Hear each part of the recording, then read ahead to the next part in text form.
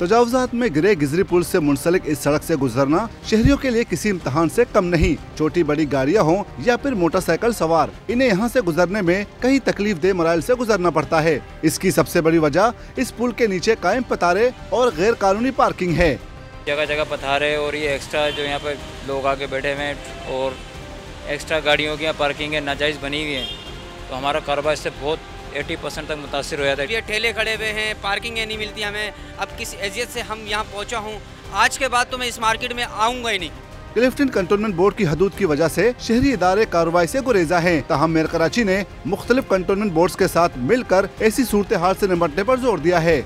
बहुत सारे एरियाज ऐसे हैं जहाँ ओवरलैप हो रहे हैं कंटोनमेंट और सिटी काउंसिल की जुरिसडिक्शन के एरियाज़ के अंदर, और उसके अंदर कोऑर्डिनेशन को बेहतर बनाने की ज़रूरत है और PCIC के लेवल पे इन मामलात को रेज़ किया जाएगा ताकि इसको ऐसे अंदाज से हम हल कर सकें।